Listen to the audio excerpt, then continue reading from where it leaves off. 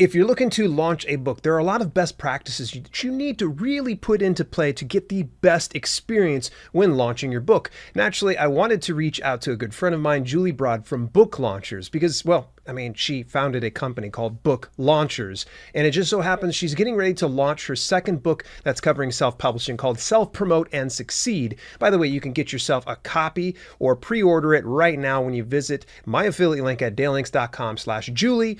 And without any further ado, let's get into the interview and talk a little bit more about book launching with the pro herself, Julie the Book Broad from Book Launchers. Julie, we're already warmed up. I mean, I almost feel like we could probably just talk about anything at any point. In fact, I had the joy of seeing you this past week. What the heck brought you over to Columbus, Ohio? I was speaking at a Book Thinkers event, which was preceded. Yes, that's the right word. It preceded the Lewis Howes event. So yeah, it was a fantastic surprise. Well, I knew you were there, but it was a fantastic surprise to see you. Yeah, we got to jib-jab for a while. Heck, I think we went and had lunch, and we practically almost closed out the store there, I think, because we were talking so long. Like, our plates were already cleared. But I think one of the things that you and I had discussed was, of course, something I've got hanging out here on my back shelf, your upcoming book, Self Promote and Succeed. So I'm real excited about this. This marks what, your second book covering the world of self-publishing. Am I correct? That is correct. Nice. So I want to kind of talk to you because obviously your whole brand is Book Launchers. You guys are the pros at launching books, obviously with a name like that. So I would love to know, what was the process like for launching your book, for your very first one, for Self Publish and Succeed, versus Self Promote and Succeed, the more recent one? Yeah, so this is a fun question because with Self Promote or Self Publish and Succeed, the one before this, the yellow one you see on my shoulder here, I did everything. My team, I didn't leverage the fact that I have an entire team of people who do this all the time because I had done my previous two books myself. So I just did it all.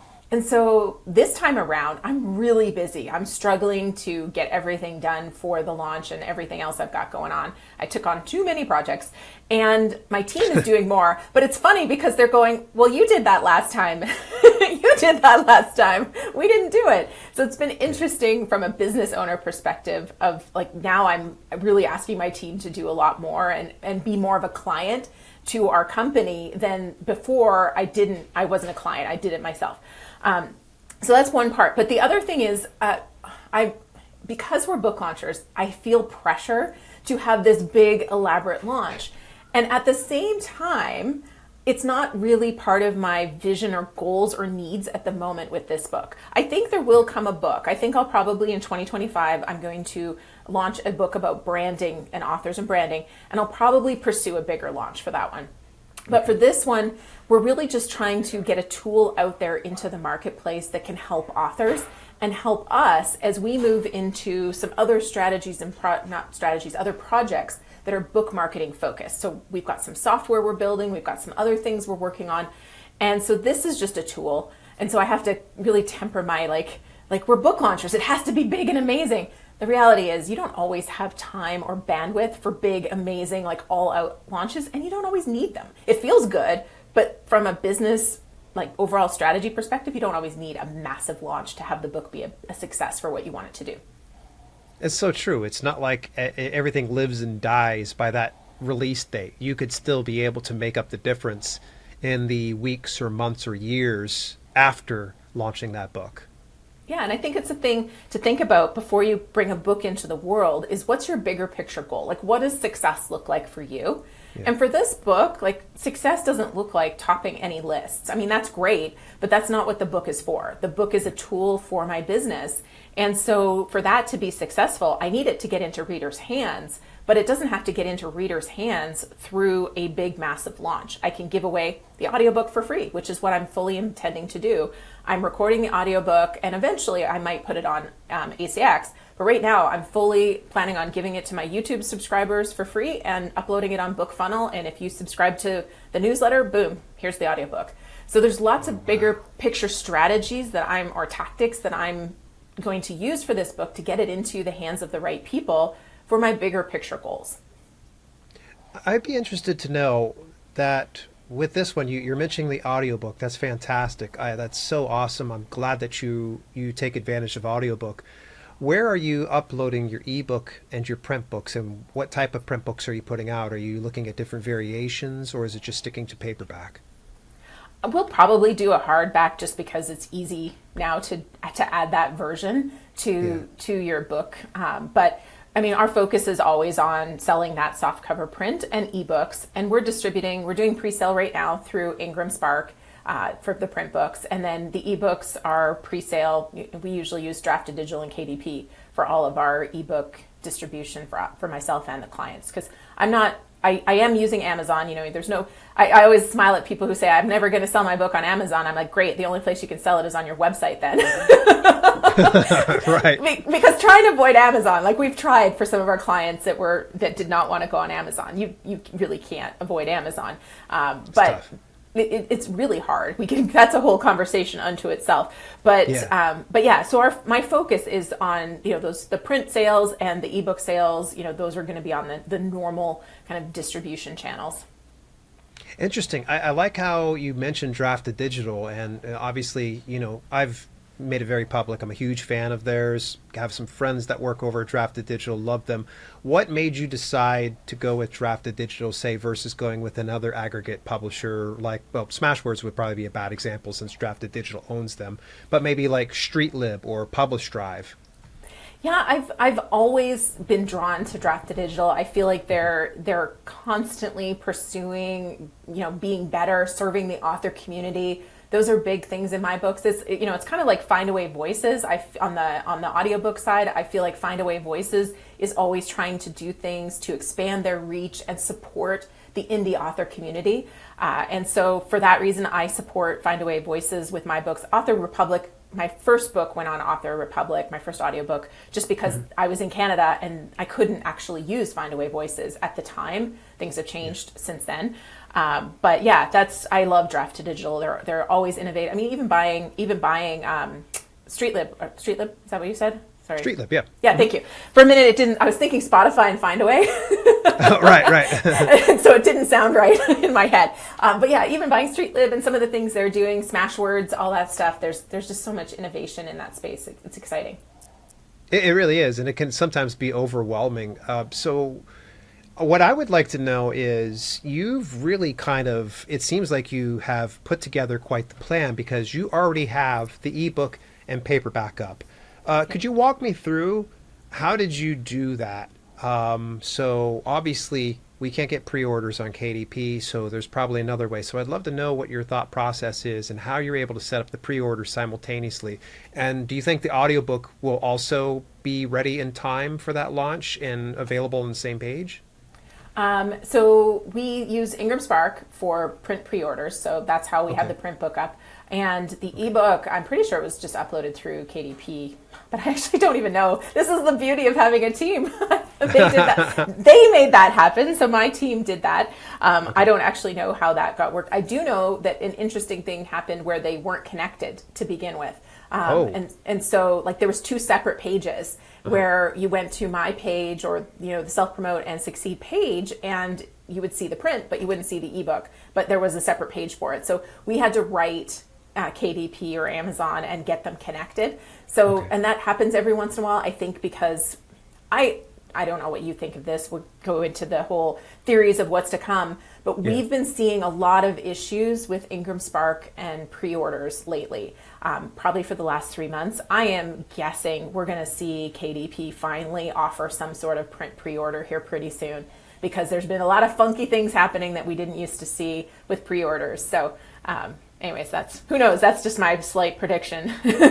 I'm glad that you bring this up, because the KDP team does watch these videos. So hopefully they're noticing, pre-orders on print should have been done so long ago, it would seem. But maybe they're just getting, having to manage putting out, the whole fires of AI and low content just flooding their systems and such. And it's probably going to be hard for them to innovate if they're having to continually keep up with this tsunami of garbage, for lack of better words. Well, they miss out on a tremendous number of book sales not having pre-orders, because I know for a lot of our clients at book launchers, we're seeing thousands of books that are pre-ordered And then you don't see that kind of volume post-launch. Some of them will sell a few hundred post-launch, in the months after launch, but you're not seeing that thousands. And that thousands is all going through Ingram Spark for the sole reason that they're the only ones that allow you to do print pre-order. Yeah, it's come on, what are you doing, KDP? Get with the stuff. Actually, I don't know if I had shared this with you. Mandy Lynn, I'm not sure if you followed her YouTube channel. Yeah. She had actually brought up an issue with Ingram Spark where she had put a pre-order on, and they sent it out early. Oh no. Can you imagine? What would you do? I'm just going to put you into Mandy Lynn's shoes. What would you have done if you found out that, first of all, A, it was a placeholder. Yes. So the placeholder got distributed to the people early with the pre-order. What would be the first thing that you would do?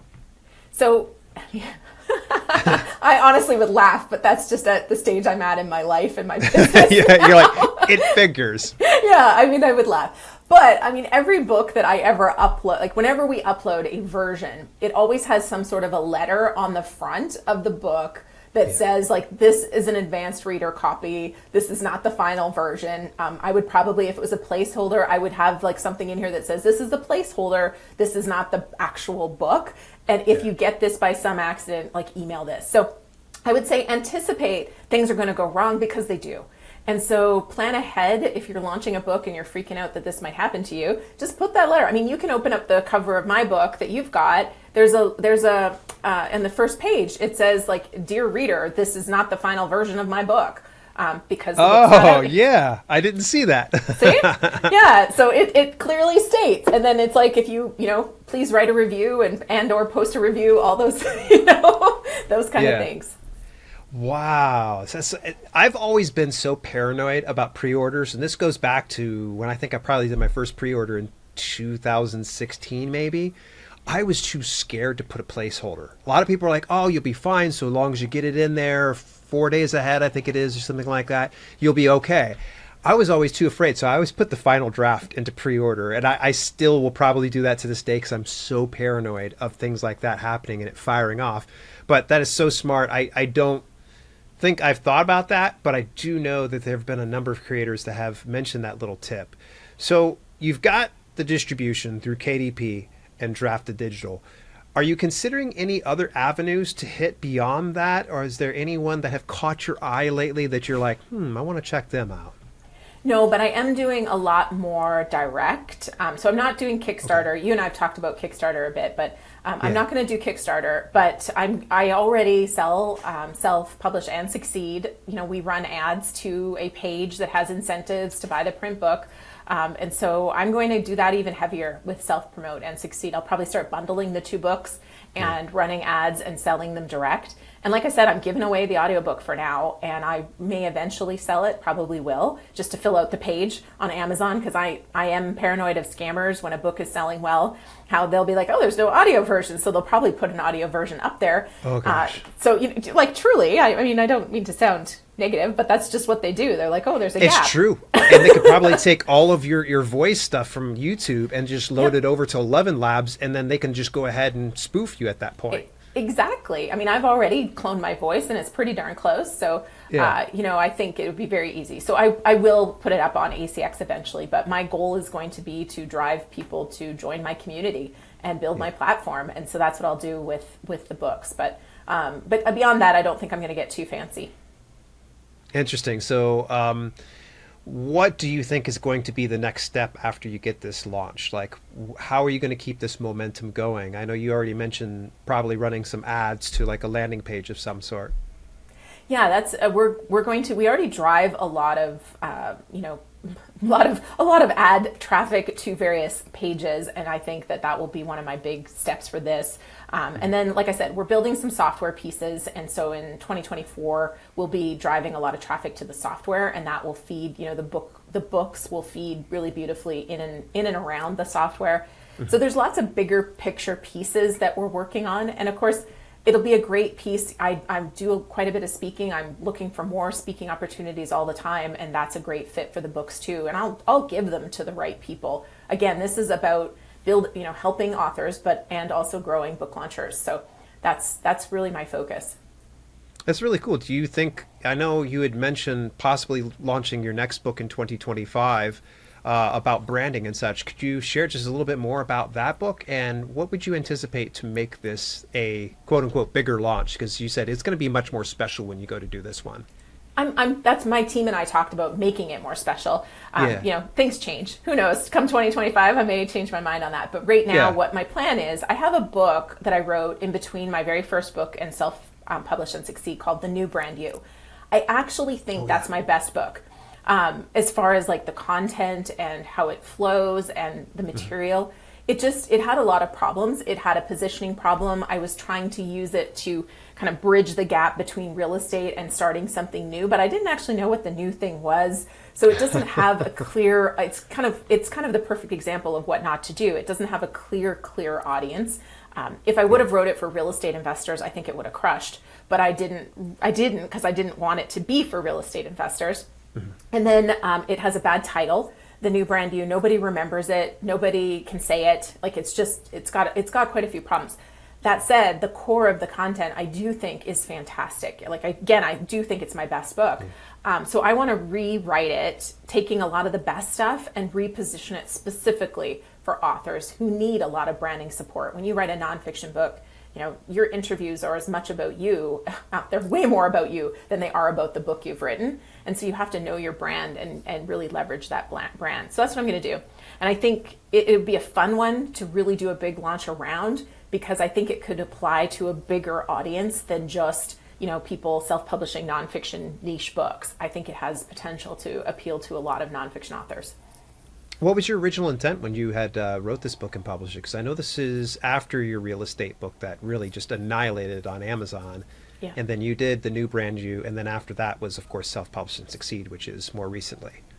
Yeah, I put that book out in 2016, The New Brand You. And the goal really was like to start transitioning, because my husband, who was a partner with me in our investments, and he helped me with some of my education and training company stuff too, he'd gotten into acting. And so he was less available and interested, and I didn't want to hire somebody to replace him. And I also didn't really feel, I didn't want to do his role. And so I was kind of like, I'm going to have to find something new. And so I loved speaking. I loved helping people. I helped a lot of people raise a lot of money. And I didn't want to keep necessarily doing that, but I thought these skills can transfer into something else. But I didn't know what that was. So I wrote this book to transition, to try to be known for something other than real estate. But it had that fatal flaw of like, who is this actually for and why are they going to care? And so I did get speaking engagements from it, but it was all people in real estate that wanted me to come and talk. Oh, boy. You're like, that's not what I want to do. No. And then I started dreaming up book launchers. Like, who knows? I might have been able to do something further with it, but yeah. I was pregnant at the time and started to dream up book launchers. And so that became my focus, and I stopped promoting that book and shifted completely to the company. At what point did you realize that that book wasn't a good fit, or did you know it immediately upon launching it?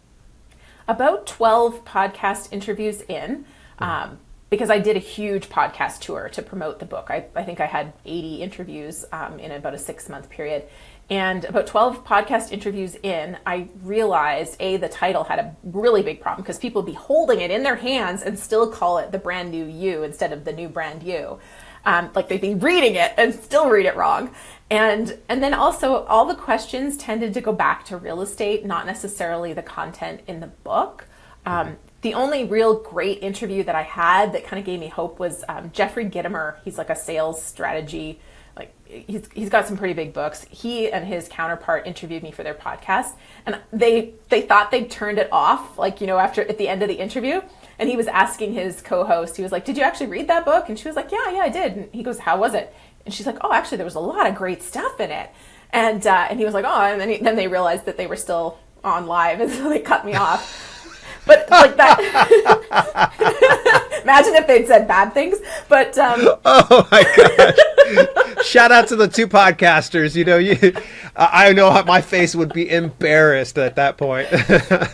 But so I was like, oh, there's like, you know, Jeffrey Gitomer thinks my book is, or well, his co-host thinks my book has good stuff in it. So I had hope, but I kind of knew at that point that this wasn't going anywhere. Wow, that's tremendous. Well, hey, it's not like us to burn through time like it's nobody's business. It's getting down to the last of the 20 minutes. And I'm going to ask you the same question I'm sure I've asked you before, which is what kind of advice would you give to any aspiring authors and self-publishers out there?